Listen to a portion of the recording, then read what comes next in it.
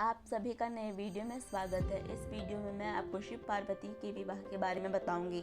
जब सती के खुद को योगाग्नि में भस्म कर लेने का समाचार शिव जी के पास पहुंचाया गया, तब शिव जी ने वीरभद्र का रूप लेकर उन्होंने पूरे यज्ञ को विध्वंस कर डाला और देवताओं में यथोचित का फल दे दिया। वे बहुत गुस्से में थे। सती ने मरते समय शिव से यह वर मांगा कि जन्म जन्म आप ही मेरे पति हो। इसी कारण उन्होंने हिमाचल के घर में जाकर पार्वती में जन्म लिया। जब से पार्वती हिमाचल के घर में जन्म, तब से उनके घर में सुख और संपत्ति छा गई। पार्वती जी आने से पर्वत सौभाग्यमान हो गया। जब नारद जी ने यह समाचार सुनी तो वे हिमाचल पहुंचे। वहां पहुंचकर वे हिमाचल से मिले और हंसकर बोले, तुम्हारी कन्या गुणों की खान है। यह स्वभाव से ही सुंदर और सुशील और शांत है। यह कन्या सुलक्षणों में संपन्न है। यह अपने पति को प्यारी होगी।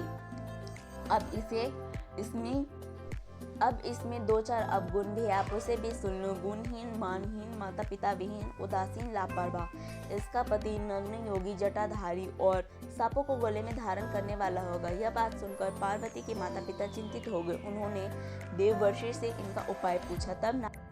तब नारद जी बोले, जो दोष मैंने बताए मेरे अनुमान से वे शिव जी हैं। अगर शिव जी के साथ विवाह हो जाए तो ये दोष गुण के समान भी हो जाएंगे। यदि तुम्हारी कन्या तप करे तो शिव जी की इसकी किस्मत बदल सकते हैं। तब यह सुनकर पार्वती जी की माँ विचलित हो गई। उन्होंने पार्वती के पिता से कहा, आप अनुकूल घर में ही अपनी पुत्री का विवाह कीजिएगा, क्योंकि पार्वती मुझे प्राणों से भी अधिक प्रिय है। पार्वती को देखकर नैना का गला भर आया। पार्वती ने अपने माँ से कहा, माँ, मुझे एक ब्राह्मण ने सपने में कहा है कि जो नारद जी ने कहा है तू उसे सत्य समझकर जाप तप कर। यह तप तेरे लिए दुखों का नाश करने वाला है। उसके बाद माता पिता को बड़ी ही खुशी हुई, यह समझकर कि पार्वती तप करने गई। यह तप तेरे लिए दुखों का नाश करने वाला है। उसके बाद माता पिता को बड़ी खुशी से समझाकर पार्वती तप करने गई। पार्वती जी ने शिव को पति रूप में पाने के लिए तपस्या आरंभ की, लेकिन शिव को सांसारिक संबंधों की कदापि रुचि नहीं थी। इसीलिए पार्वती जी ने अत्यंत कठोर तपस्या की ताकि शिव प्रसन्न होकर उनसे विवाह कर ले। तब सप्तऋषि सती की परीक्षा लेने के लिए गए। सप्तऋषि ने पार्वती जी से जाकर पूछा, तुम किसके लिए इतना कठिन तप कर रही हो? तब पार्वती ने सकुचाते हुए कहा, आप लोग मेरे मूर्खता को सुनकर हंसेंगे। मैं शिव को अपना पति बनाना चाहती हूँ। पार्वती जी की बात सुनकर सभी ऋषि हंसने लगे और बोली कि तुमने उस नारद का उपदेश सुनकर शिव जी को अपना पति माना है, जो सबको चौपट कर देता है।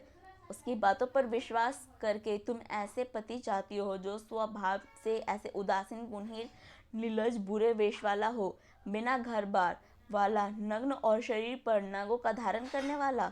ऐसे वर के मिलने से तुम्हें क्या सुख मिलेगा? अब हमारा कहा मानो, हमने तुम्हारे लिए बहुत अच्छा वर चुना है।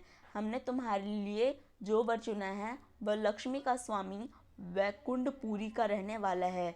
जब पार्वती उनकी बात सुनकर बोलने लगी और कहा कि मेरा हट भी पर्वत के समान मजबूत है। मैं अपना यह जन्म शिव के लिए कर चुकी हूँ। मेरी तो करोड़ों जन्मों में यदि जिद रहेगी। पार्वती की यह बात सुनकर सभी ऋषि बोले, आप माया हैं और शिव भगवान हैं। आप दोनों समस्त जगत के माता पिता हैं। यह कहकर सप्तऋषि पार्वती को प्रणाम करके वहां से चले गए। पार्वती जी की दृढ़ निष्ठा ने जीत लिया। वर्षों तपस्या करने के बाद एक दिन पार्वती जी के पास एक ब्रह्मचारी आया। वह ब्रह्मचारी तपस्वीहीन पर्वत पर अर्घ्य स्वीकार करने से पूर्व बोल उठा, तुम्हारी जैसी सुकुमारी क्या तपस्या के योग्य है? मैं दीर्घ काल तक तप किया है। चाहो तो मेरा आधा या पूरा तप ले लो, किंतु तुम इतनी कठिन तपस्या मत करो।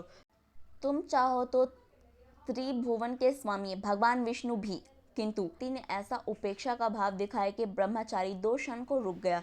फिर बोला, योग्य वर में 3 गुणे देखे जाते हैं, सौंदर्य, कुलीनता और संपत्ति। इन तीनों में से शिव के पास एक भी नहीं है। नीलकंठ, त्रिलोचन, जटाधारी, विभूति पोते, सांप लपेटे शिव में तुम्हें कहीं सौंदर्य दिखता है? उनकी संपत्ति का तो क्या ही कहना, नग्न रहते हैं। बहुत हुआ तो चमड़ा लपेट लिया। कोई नहीं जानता कि उनकी उत्पत्ति कैसे हुई है। ब्रह्मचारी तो पता नहीं क्या क्या करता रहता है। किंतु आपने आराध्या की निंदा पार्वती को अच्छी नहीं लगी। अंततः वे अन्यत्र जाने को उठ खड़ी हुई। तब शिव उनकी निष्ठा देखकर ब्रह्मचारी रूप त्याग कर प्रकट हुए और उनसे विवाह किया। जहाँ दृढ़ लगन, कष्ट सहने के साहस और अटूट आत्मविश्वास हो, वहाँ लक्ष्य की प्राप्ति अवश्य होती है।